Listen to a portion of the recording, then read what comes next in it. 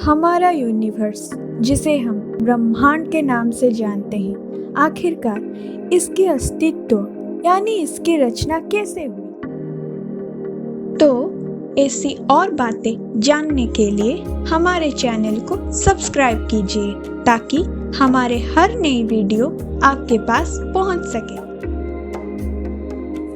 तो ये घटना उस समय की है जब सृष्टि की उत्पत्ति ही नहीं हुई थी, केवल शून्य था, महाशून्य। जिस समय सृष्टि में ना कहीं जल, ना वायु, ना अग्नि, ना सूर्य, ना चंद्र थे, तभी चारों ओर सिर्फ अंधकार था। और तभी त्रिदेवों की उत्पत्ति हुआ, और वही त्रिदेवों को भगवान श्री ब्रह्मा, श्री विष्णु और श्री महेश यानी देवों के देव महादेव कहा जाता है।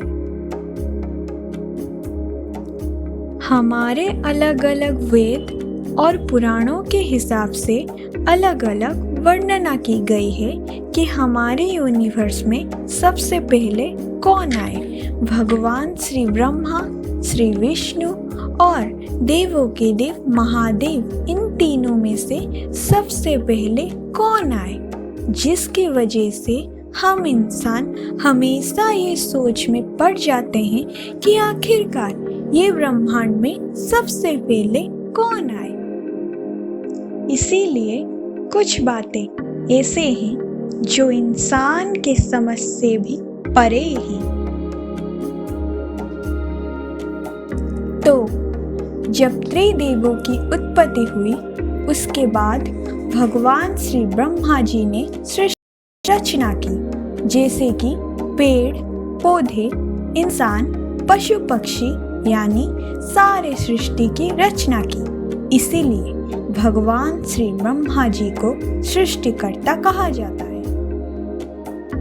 और भगवान श्री विष्णु जी इस सृष्टि के पालन करता है, क्योंकि वो इस सृष्टि का पालन पोषण करते हैं।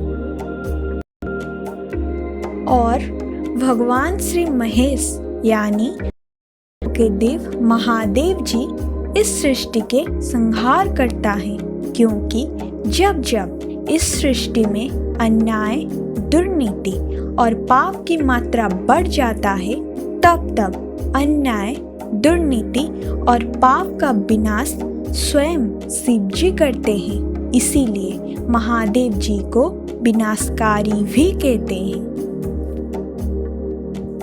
और हम लोगों के अंदर जो भी ख्यालात आते हैं कि त्रिदेव यानी भगवान श्री ब्रह्मा, श्री विष्णु और श्री महेश यानी महादेव, इन तीनों में से सबसे महान, सर्वश्रेष्ठ और सर्वशक्तिशाली कौन है, तो हमारे ये ख्यालात ही गलत है। क्यों?